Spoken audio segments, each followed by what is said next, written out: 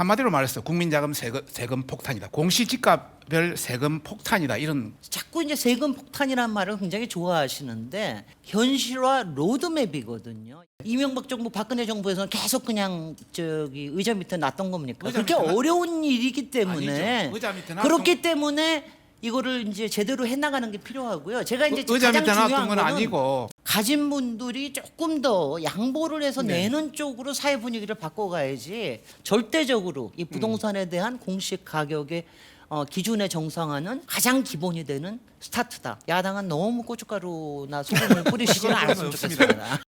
이 공시가격 현실화, 저는 현실화보다는 정상화라고 얘기를 하는데요. 네. 공시가격 정상화 과정에서 분명히 이게 어느 만큼 세금이 올라가는 부분이 있기 때문에 적어도 서민들 또 중산층에 대해서는 완화하는 게 필요하다. 그래서 이번에 이제 6억 이하 부분에 대해서는 0.5%씩 완화하는 걸 하고요. 0.05%씩. 그래서 내년에 줄어드는 세금이 약 한 4,700억 정도가 됩니다. 그래서 이거를 한 3년 동안 해보고 그러고 난 다음에 이게 이제 당연히 공시 기준이 올라가면 당연히 세율도 나중에 그러니까 많이 증세가 될 수가 있으니까 그러니까 좀 조정해야 되지 않겠습니까? 네. 그래서 3년 정도 지나면 이걸 해야 된다. 그다음에 이제 이번에 저는 이 부분은 참 좋다고 생각하는 게요. 공시가격 현실화 자체는 그냥 정부에서 하면 되는 겁니다. 근데 네. 그것 때문에 생길 수 있는 문제가 있기 때문에 이걸 지방세에서 세율을 낮추는 부분을 네. 이걸 개정을 해야 되는 거거든요. 그래서 이제 국회에서 나서서 행안부에서도 나서 가지고 하는 건데 바로 이것으로 해가지고 상당한 부분을 줄일 수 있다. 예. 그래서 어떻게 보면은 자꾸 이제 세금 폭탄이라는 말을 굉장히 좋아하시는데 이게 종합부동산세 뭐 저기 2005년에 나왔을 때부터 세금 폭탄이라는 말을 굉장히 좋아하시는데 만약 세금 폭탄이라고 말을 꼭 쓰시려고 그러면은 한 5%에서 한 15% 정도 사이에는 분명히 일종의 보유세가 전반적으로 좀 오를 수가 있다. 네. 일단 이제 세금에 대한 건 항상 논쟁이 있었는데 이른바 보유세, 그러니까 재산세와 더불어서 종부세에 관련된 거는 전체적으로 보유세는 좀 올리고 거래세는 이제 취등록세죠. 예. 이거는 좀 낮추는 게 전체적으로 좋다.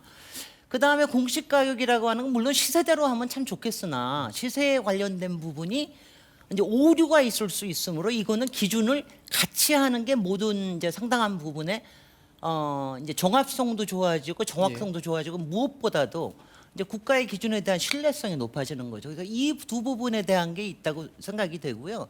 그래서 지금 이제 전체적으로 우리 사회에서는 보유세를 어느 정도 올리는 부분에 대해서는 저는 사회적 동의가 있다고 생각이 됩니다.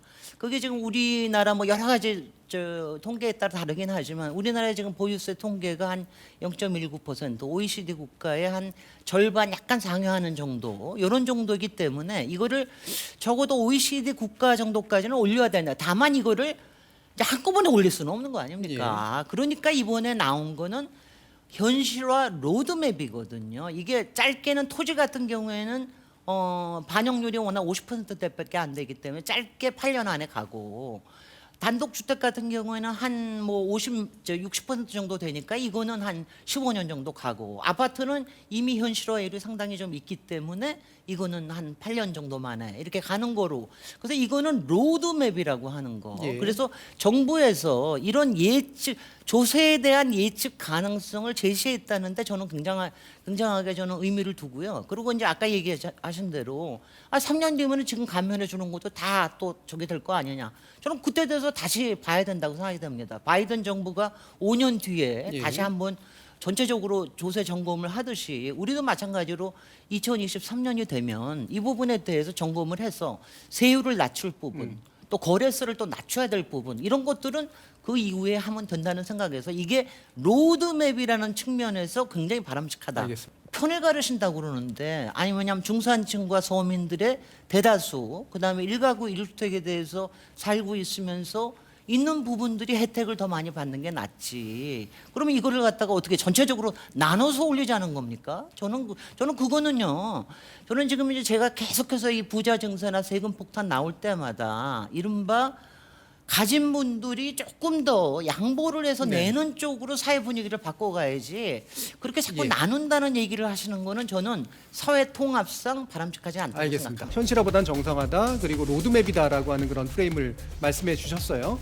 아마 비슷한 의미지만 그래도 현실화면은 좀 더 시세에 가깝다라는 의미가 있고 정상화면은 그전 상태가 비정상적이었다라는 그런 바로 의미가 그렇습니다. 좀 있고 로드맵은 좀 더 시간을 두고 이제 조정해 간다라는 의미가 있는 것 같은데요. 네. 취지에 대한 주장 주시죠.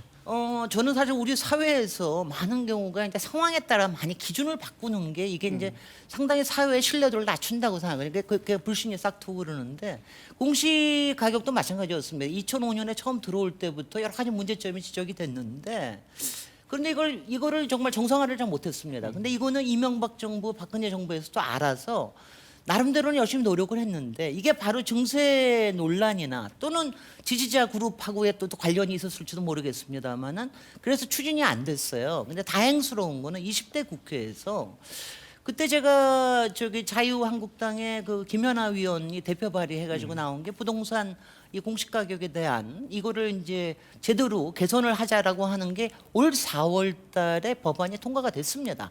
거기에 보면은 뭐 유승민 의원도 계시고요, 네. 뭐 하태경 의원도 계시고, 뭐 박덕흠 의원도 계시고 다 그렇게 계세요. 그래서 이거를 해야 된다라고 하는 거는 저는 이미 사회적 동의가 있다고 생각이 됩니다. 그런데 이제 이거를 이제 솔직히 이런 걸 하자 그러면 정부는 굉장히 힘이 듭니다. 솔직히는 이제 저항이 이게 있어요. 아무래도 중세 예. 논란이 생길 수 있잖아요. 그러니까 나름대로는 굉장히 열심히 고민을 한 겁니다. 고민을 해서 이거를 좀 긴 시간 동안 예측 가능성을 가지고 그 대신 기준에 대해서는 이거를 명확히 가지자.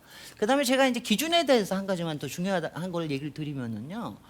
솔직히는 앞으로 세율도 계속해서 조정이 돼야 되겠습니다만은 우리가 가령 대출 기준 같은 것도 있잖아요. 네. 여기 어디서는 실거래가라고 하고 여기서는 공시가격에서 그렇죠. 서로 간에 뭐 로비하고 막 난립니다. 이런 거가 없어져야 되고요.